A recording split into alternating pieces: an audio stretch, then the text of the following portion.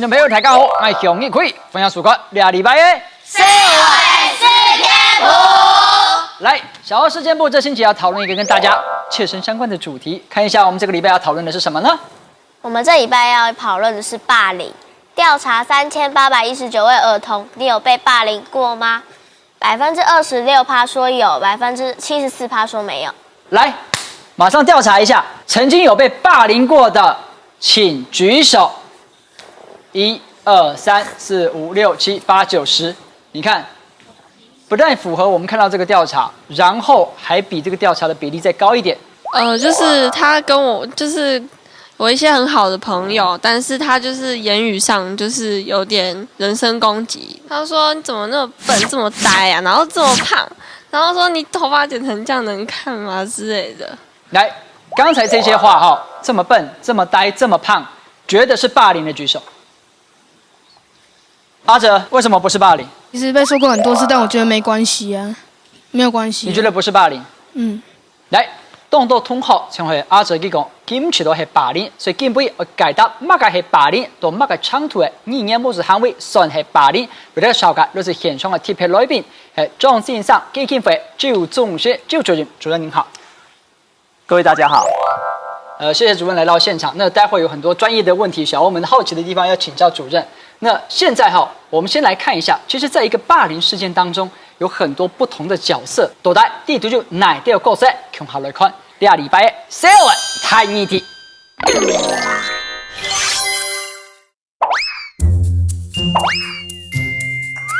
也係你基本上嘅拜師下組，每日同家同學啲嘅教3 PQ， 也係佢一定透露嘅時間。我哋咩會教？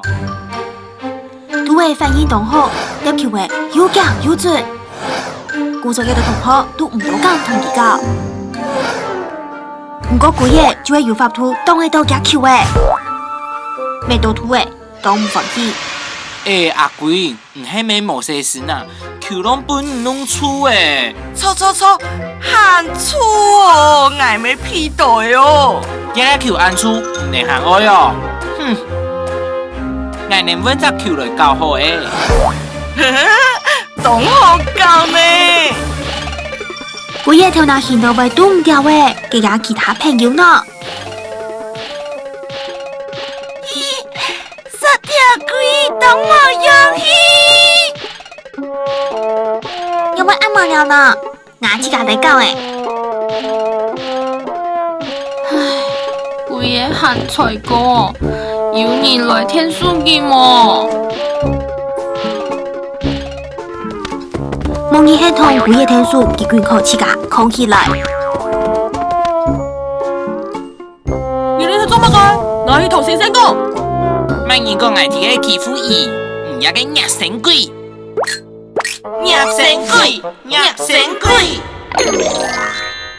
來，看睇你隻動畫，我係參考現場嘅時候，你們覺得動畫裡面的內容算是一件霸凌事件嗎？覺得是霸凌的請舉手。全部的人都覺得是霸凌，連阿哲都覺得是霸凌。他是用那個肢體上的霸凌，比言語霸凌還要更嚴重。而且就算他有很硬的殼，他自己還是會受傷，所以就等於是雙重傷害。OK， 所以這件事情還蠻嚴重的。主任，你覺得這也算是一個霸凌事件嗎？能不能請你先為我們定義一下？是的，那在我們去提到霸凌的時候，就像剛剛在影片短片裡面去看到的狀況是，當其中有任何一方做了一些行為，然後讓對方可能在生理上面，也就是身體上，或者是心理上，甚至於對關係裡面感到不安全，然後甚至受到壓迫的時候，讓他沒有辦法反抗，那這樣的行為，我們都可以稱呼叫做霸凌。好，那我們一般常見的霸凌，肢體的霸凌，或者是言語的霸凌，可能說一些話讓對方覺得不舒服，有時候是透過人際關係的排擠，就是我刻意跟誰在一起，然後我不跟誰在一起，叫大家都不要跟他在一起，這叫做關係霸凌。那還有一個部分，可能大家最近常使用，可能網絡，譬如說臉書上面，可能有些同學會透過貼照片或者是散布一些謠言，這個叫做網絡霸凌。OK， 來，先謝謝主任的定義哈。來，我們其實看到這裡面有7個角色，搶一列，助手秀秀為我們介紹一下這幾個角色好嗎？旁觀者1號是鴿子，他同情烏龜，但什麼事都沒有做。旁觀者2號是貓頭鷹，他说不关他的事，当作没看到。然后旁观者3号是松鼠，支持兔子，但是没有参与行动。旁观者4号猴子，支持兔子，而且参与行动。我们今天 Sayo s Camp 进行的方式很特别，我们就是请小欧们每个人拿一个动物的牌子，试着做角色的扮演。我们先看看今天拿鸽子牌子的有哪一些同学，好不好？他就觉得说自己的力量不够，他没有办法自己一个人独立去反抗那些兔子的作为，就是很没自信啊。那相较于鸽子，你觉得猫头鹰的角色跟鸽子比起来，对你而言有什么差别？他可能觉得兔子很幼稚，然后觉得不干他的事，他不需要去介入他们的霸凌。你觉得然后或者是不关他的事他觉得他自己没有能力处理那些事，然后又怕被霸凌，所以就不敢去多跟他们说些话。我觉得那个猫头鹰可能不想惹事吧，他觉得说你们的争吵不干我的事情，那我也没有介入其中，那最后如果乌龟去告状什么事情也没有我的事情，他只是在旁边观看而已。来拿松鼠牌子的有哪几位同学？我是觉得可能因为松鼠跟兔子是好朋友，可是他又不想要去做一些不好的事情，可能他怕被处罚，所以他就是默默的支持兔子，但是没有去参加这次的行动。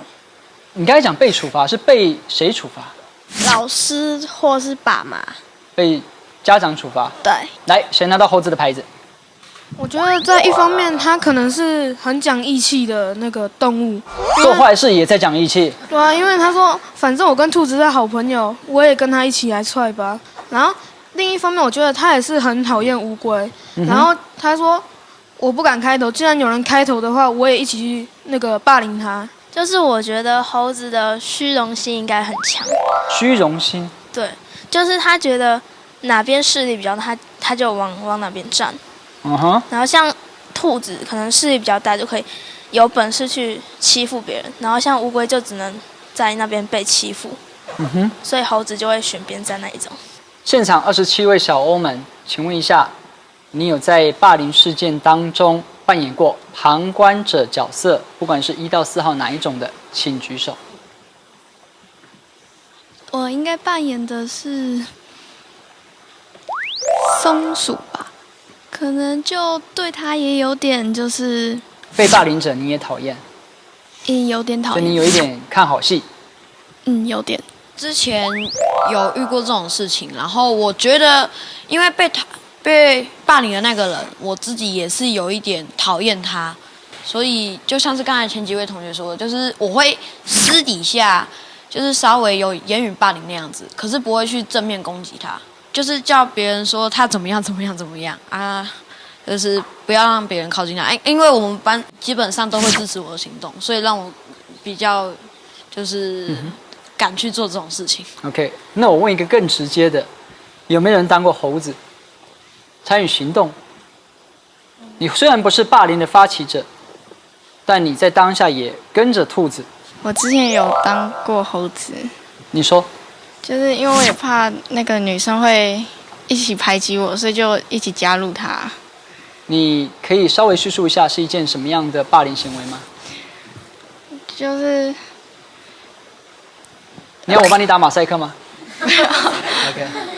就是那个女生有一点讨厌某一个女生，然后就开始霸凌她，然后就找一大堆人一起，就是一起不要理她，然后我也加入了，因为我怕她会会霸凌我，就这样。那你打从心底也有讨厌那个女生吗？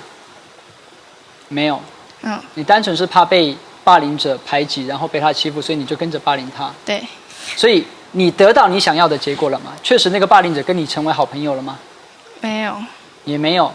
那事过境迁，如今讲到这件事情的时候，如果再让你选择一次，你会有不同的策略吗？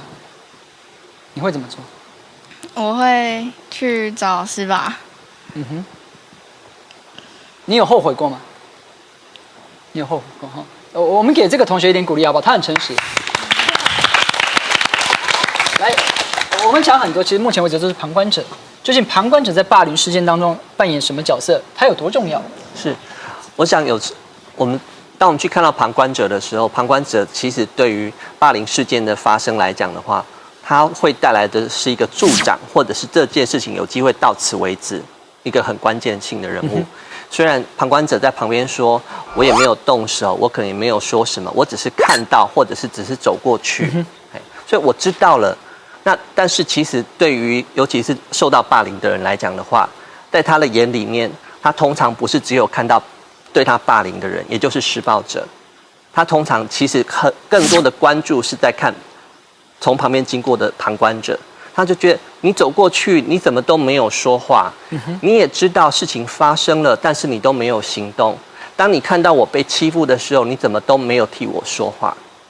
所以对于受到霸凌的人来讲的话，其实有时候对于霸凌这件事情，他有时候更生气的是旁边经过的旁观者居然没有采取行动，而有可能这件事情发生1次、2次之后，他就觉得都是你们。他把它归类为跟霸凌者一样。是，谢谢主任。来，我们麻烦秀秀，我们看下一个角色好不好？下一个角色是黑狗，以实际行动帮助乌龟。请问一下，现场你曾经扮演过黑狗的，请举手。很多精彩的故事哈。1、2年级就是有一个就是有得那个过动症，就是动来动去，然后但是爱伤害，就是有时候一生气就伤害别人那种。然后有一次他就去踢别人，然后我就站在黑狗立场，就是为那个小朋友掩护，结果最后换我变成换我变成乌龟，然后就被他踢了2下。你会不会后悔？不会后悔，因为我帮助那个小朋友。OK， 主任，我知道就是教育部在宣导反霸凌的政策里面提了很多，好像蛮鼓吹希望同学们可以扮演黑狗的角色。究竟我们要怎么样让同学们扮演一只精明的黑狗，不要像秀秀1号同学一样，我扮演黑狗了，我行侠仗义我也被踹了2脚。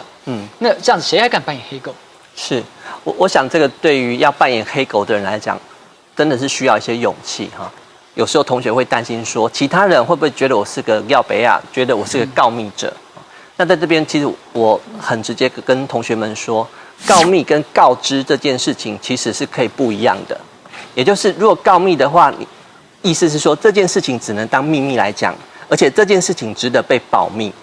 但是如果是像类似霸凌的事件来说，其实它是不值得被保密的。我们做这件事情是让这件事情有多一点的人可以进来，包含学校的老师或者是身边的可能成人或者是家长可以进来，让这件事情可以暂停下来。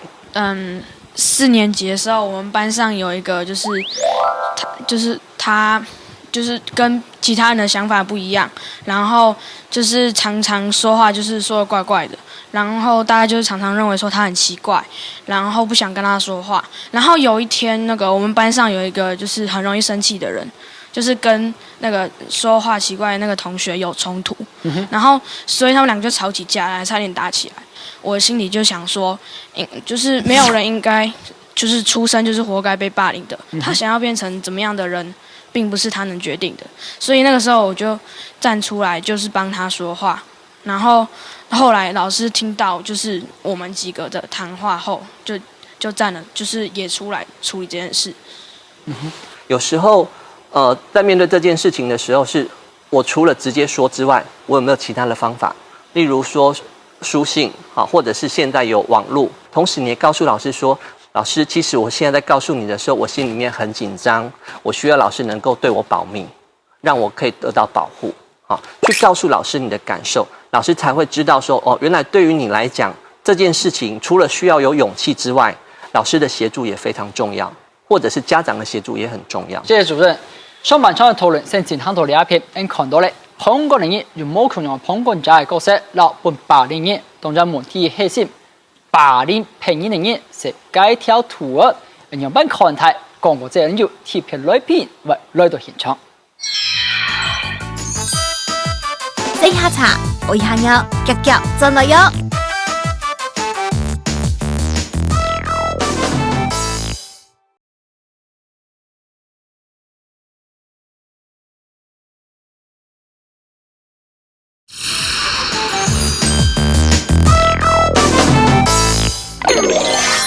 反正節目嘅現場，前行到兩片切實正義問題嘅核心，霸凌者。兔子霸凌事件的主導者。來，拿到兔子的有誰？馬克。而且是進行式。進行式。對。你現在講這件事情，會不會害你被學校處罰？不會，絕對不會。進行式，你是兔子哎。嗯。好，你繼續說哈，不要說我沒有提醒你啊哈。就是因為大家覺得他很惡心，然後呢，其中當兔子不止我一個，應該是說全班都是，就是大家會覺得他的對挖鼻孔，然後會吃掉。給你吃還是自己吃？自己吃，然後有時候他吃他自己的鼻屎，關你什麼事？亂彈。有彈到你嗎？有。哦。然後就會覺得。全班都覺得很惡心，然後還有一些衣服的儀態啊，生活的周遭都是髒髒亂亂的。好，那你怎麼霸凌他？就是關係霸凌，還有言語霸凌。說你怎麼這樣子，然後怎樣怎樣。馬克講的例子，如果你在馬克的班上，你也會當兔子的，請舉手。哇哦！這裡面誰有拿兔子牌嗎？就是那麼多人一起行動，然後加上個人的因素，如果你也是很討厭他的話，那你更會想去做這種事情，因為全班都在做了嘛啊，你就不會被別人說你怎麼樣，就是不會有那種壓力，所以覺得自己做事上根本沒有差。那我會邀請大家去思考的是在於說，我們面對到一個我們不喜歡的行為的時候，我們我們的態度是什麼？我們的態度，還有我們所做的這件行為的用意，是希望他停止下來，還是就是覺得討厭他這個人？你否定他的行為，還是否定他這個人？應該是兩個都有吧。因為你覺得你這麼做有效嗎？他有停止挖鼻孔嗎？沒有，從來沒有。所以你的策略錯的哦。接下來我們在節目當中就要為大家邀請到一位在你們這個年紀的時候曾經是霸凌別人的人，讓我們用熱烈的掌聲來歡迎這一隻活生生的大兔子。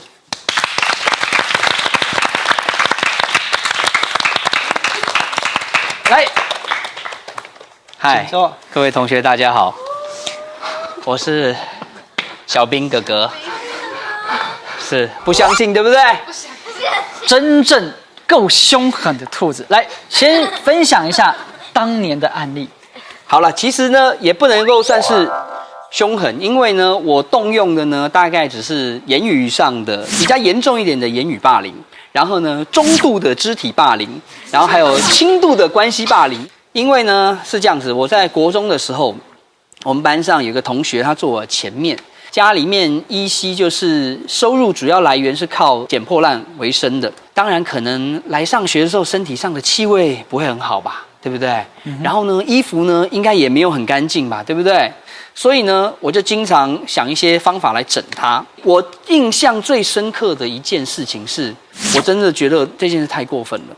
他家裡本來就這個經濟狀況不好了，他換一件新的嶄新的體育服，白白的，只有藍色袖子哦，衣服很白。我就趁他中午睡覺的時候，你們大家都有看過原子筆吧，對不對？原子筆裡面是不是有個筆芯筆管？我把那個筆頭給拔出來，裡面是什麼？原子筆的油墨。你們有沾過原子筆油墨嗎？有，很難洗，非常難洗，對不對？我趁他睡覺的時候，我就站起來在他後面，把整管的油墨吹到他的頭髮裡面，頭髮上。他起來之後呢，是不是覺得奇怪，我頭頂怎麼濕濕的、黏黏的？很自然的反應就去抓，抓了之後，10隻手指頭全部都藍掉了。他也不知道是什麼，他就往身上抹。一件嶄新的體育服，馬上才穿來學校沒幾天，就全部都髒掉了。請問你當時是抱着好玩的心態去做嗎？一開始呢，絕對就是好玩，想要捉弄人家的心態。有部分同學嘻哈笑出來，這些嘻哈笑聲仿佛就在助長了我說，這件事好玩呢。那我是不是明天要再想一個另外不同的新的點子出來呢？人要不斷的創新才有進步嘛，對不對？當然是走錯了方向啦。但是我的確那時候想的就是如此，想要逗弄大家開心，只要大家開心，我就哈哈哈也很開心。我不知道大家小朋友現在怎麼看我啦，就是我希望大家看我是覺得比較陽光、比較正面形象。因为我很努力想要维持这样的形象，所以我也一直很不敢面对我以前曾经有这么坏、这么黑暗的时候。我想要隐藏它，但有一天我想说，我干嘛隐藏它嘞？我如果可以的话，我把我自己的事情讲出来，让大家知道说，当一个霸凌者会有多么的不好受。因为我后来非常非常后悔，我以前这个故事是我现在讲的比较多遍哦。我以前刚刚开始讲的时候，我会流眼泪的。我的那个后悔莫及哦，是你们想象不到的哦。明明是我欺负他，不是他欺负我，我为什么要哭？因为我真的觉得说，我不知道这个同学他现在人在哪里，他好不好？他会不会因为我那时候欺负他的事，他以后的人际关系有没有什么改变？那他明明就是一个比较弱势的人，为什么我那时候不是关心他，而是要去加害于他呢？我想在一个关系的互动的过程里面，就像刚小兵有去提到，本来只是觉得好玩，但是让1次2次下来的状况是，当这个人他没有机会去说出来他的感受的时候，可能对于这个行为的一方，也就是我们去逗弄对方的人，我们就慢慢的忽略了对方的感觉，于是1次2次之后所做的事情，有时候可能会变得很夸张，有时候可能会让对方很没有面子，有时候可能会让对方遇到除了我们的嘲笑之外，还有更多的人用异样的眼光来看他。最后，我们看了旁观者，我们看了我们不好意思讲的施暴者、霸凌者，最后一位角色是乌龟，霸凌事件的受害者。多台对显示身份当中，做乜嘢就等於本霸凌事件應用解釋，先嚟看一下實際嘅案例。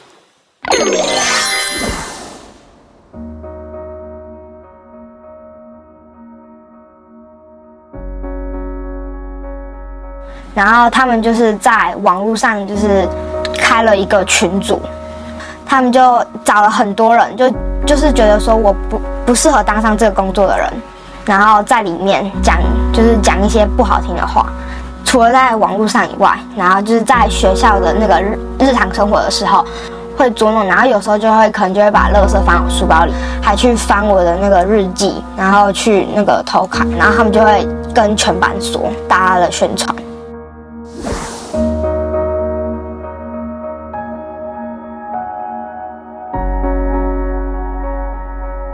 他们就那时候就追查，就发现发现是我去跟老师讲的，然后那时候就来我们班的时候，来我们班门口堵我说，叫我说你放学的时候自己走路就小心一点。然后那时候那个就在厕所，然后他们就把我围在里面了，不让我出来。然后呢，我就说他们要干嘛，然后他们就说掉嘛，不是跟老师讲，很屌哦，就看这时候谁能帮你，然后呢讲了一堆，然后他们就拿那个拖把，然后就会往我上面敲的样子，然后我们之后还是有遇到，对，那时候我在巷子里面遇到他们，然后我心里就想一定走不了，他们好像那还好，他们上面有什么家伙给吸，就是被他们痛殴一顿。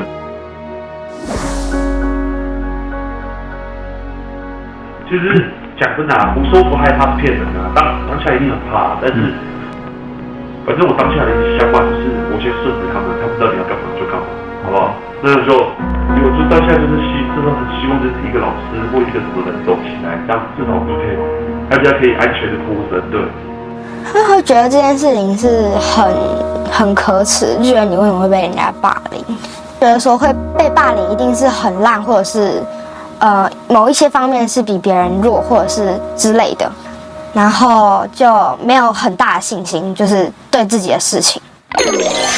在我们这次录影之前我记得给大家填了这个学习单。